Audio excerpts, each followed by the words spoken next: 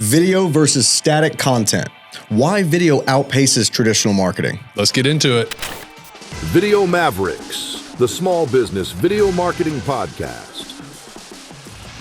Presented by Workshop Media. With your hosts, Brett and Jeff, sharing a combined 40 years of video production and marketing experience. Take it away. Okay, so why does this episode matter? It matters because a lot of small business owners think that I am doing marketing. I am doing stuff. I've got these cold emails that go out. I'm sending out flyers. I've got images stuck to light poles. I'm writing in my blog every couple months. That's marketing. You're out. There's outreach. Yep, and those things are good. We're not saying those aren't good. But this matters because That's right. Video is a far greater method to connect, engage, and inspire your audience to take action. Yep. In 2025, when we all have a device in our pocket that's connected to the internet, if you're not speaking to folks through the web, using the most powerful tool out there right now, the one that every search engine, every social platform is prioritizing, you're leaving a lot of light poles without flyers on them. That's right. So if you're still relying on blogs and flyers and single images and things like that, you could be missing out. And that's what we want to go over today is why video is going to consistently outperform traditional marketing and how you can utilize it to, leverage, just to do better in your business. So what makes video superior to all other forms? Well, I mean, there's loads of stats out there, but generally speaking, it's 10x or more on the shares, specifically the engagement side, for video versus text and images alone. Yeah, I can combine the two, and video is still going to be something that it's just going to resonate more. It's going to be, you have so many more opportunities to connect with your audience. Yep. Think about music and sound and editing, pacing, and how the message is delivered from the person that's on camera, the voiceover. There's just so many ways to get this information across where, looking at an image or reading paragraphs of text is not as entertaining or engaging. And frankly, the retention is so much higher of that information because of those things, right? Yeah, it's retaining the vast majority of the knowledge that you're trying to get out there versus the one thing that happened to resonate with them. If you've got this multisensory approach, their mind isn't wandering. I think I can say my personal experience. Reading sometimes is like I can finish reading a thing and then go, hang on, I got to reread those pages again. I got a little something out of it, but maybe I missed something. Then you start to kind of like chastise yourself. You're like, hey, you need to focus this next time. You just read like a couple pages. You didn't get anything, But I mean, so then that's why you've got this other layer of audiobooks, right? Because there's somebody that's going to deliver it to you in a more engaging way than you reading it yourself. Sure. There's an entertainment factor too, which is... So video takes it the whole way is what we're saying. You get everything if it's done well. And so think about having that on a particular page on your website or, to help kind of convert that customer at that point. We're seeing 80% or more conversion rate, a higher conversion rate of video on sites to get people to do something. Yeah, it's hard to overstate how much control you have in video content to really craft a message and have your viewer, have your potential customer see and hear precisely what you want them to see and hear. Yep. And so you can evoke feeling and you're pushing them that much closer to that decision point and ultimately choosing the goods or services that you're offering. So, that's a huge one. There's loads of data to support the conversions on video and the click-throughs on video being higher. And that same rule applies to Google and the SEO benefits, search engine optimization. You've got, if you have video on your site or if your YouTube and all of that is connected across your touch points online, you're talking a 5x greater chance of ranking higher, page one maybe even, and having...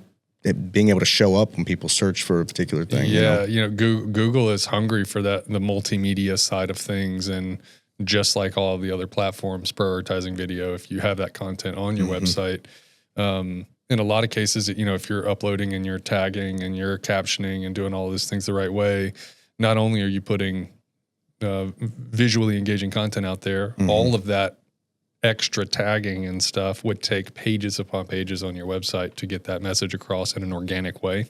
Yep. So if you can imagine having a page on your site that you just list a bunch of keywords, that's a really odd way to experience a website. So that's right. If you do it on the back end of a video, you can increase your chances of people finding you based on what you're offering and where you are. And so what's the key point here? We're saying that this happens, that you have this greater chance of success with video over static content because it's visually and emotionally more interesting. Yeah, it's going to caption attention and retain at a much greater level. Yeah, and frankly, it takes people a lot less time to get a lot more information.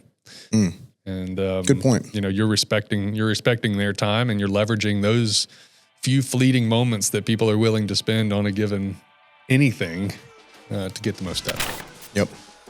So why should businesses make the switch? Why?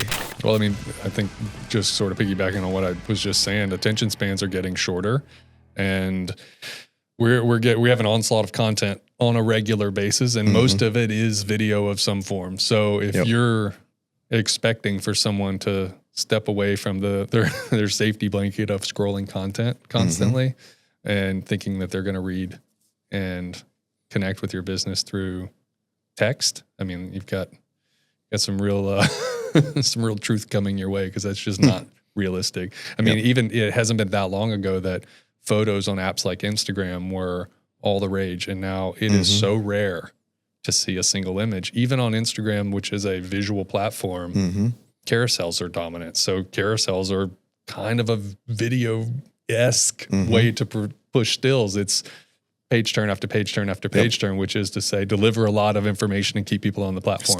Stay here. So one image or some text is not enough to do that anymore. Yeah, and because these sites are favoring video, their algorithms like the video. You post the same piece of content in video versus in stills. Yep.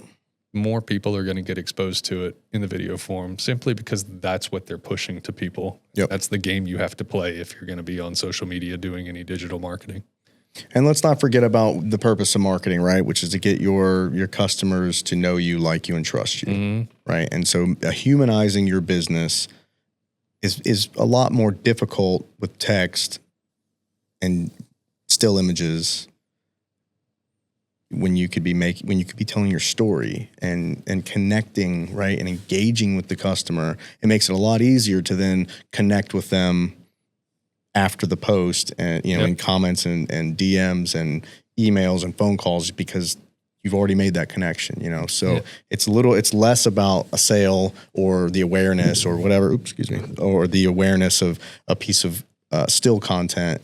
Yep. Yeah. It's. I think we've said this in other episodes, but it's the closest thing to having someone stand in front of you in the room, and which is can be a very good environment for a sale. Yeah, right. Because you have a personal connection with them. They get to see you. They're kind of understanding you and understanding whether or not they like you, and they want to support you. You're getting to it. You're getting closer to that personal face-to-face interaction in a way that's frankly just more enjoyable to experience as a customer too. So yep.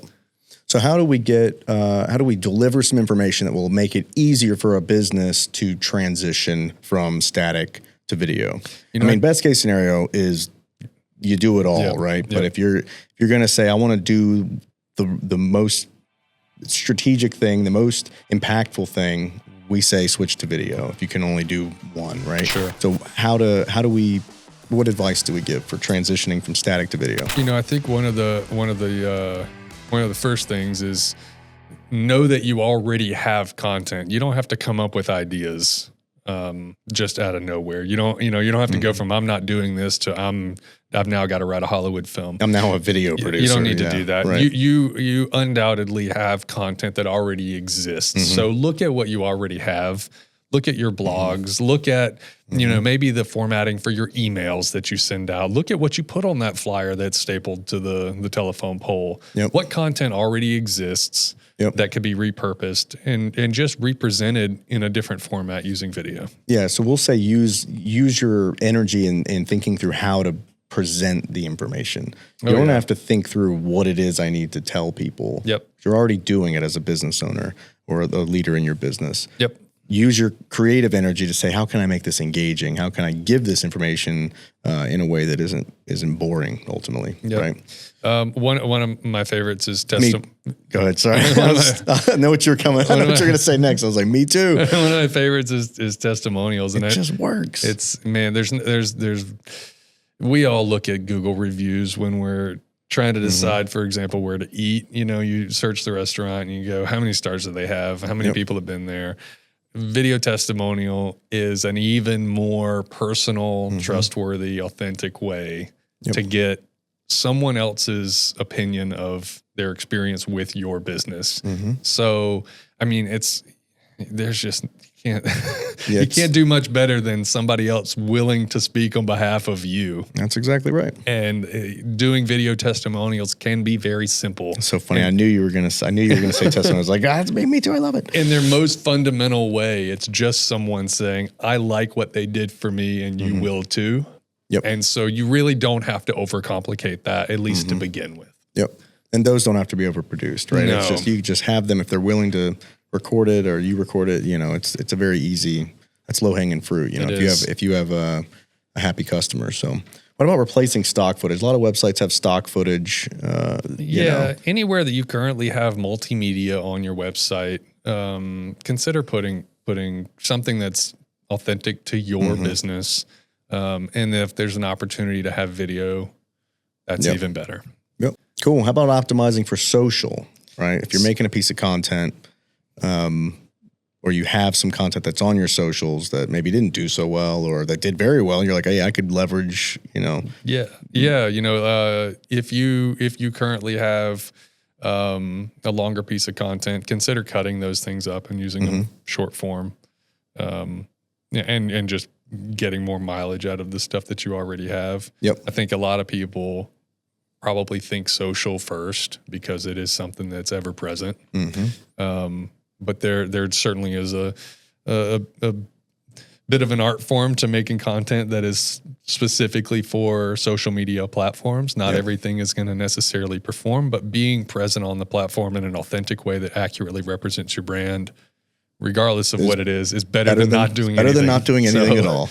And, you know, that's our next episode, by the way. So tune in next week for how to repurpose content in a great number of ways. So I think the next thing would be to just test and analyze, right? We always talk about, you know, look at your data, look at what you're doing and see how to revise, how to make it better, how to keep going with what you have and how to, you know, increase you know, your success rate with it. Yeah, not unlike back to the flyer on the telephone pole. You put a flyer on a telephone pole and it's got the little thing, tear off the phone number, you know? If you go back in 2 weeks and nobody's torn off the phone number, maybe that's not the telephone pole. It's time to move the flyer, right? Yep. Actually, what you want to do is you want to tear a couple off already, so you don't put them all up there. You go ahead and tear off like one or two. So you're saying we should comment on the video first? Yeah. Pin your comment, you know, that's the equivalent. Yeah. So, but the concept there is just like you would make those adjustments.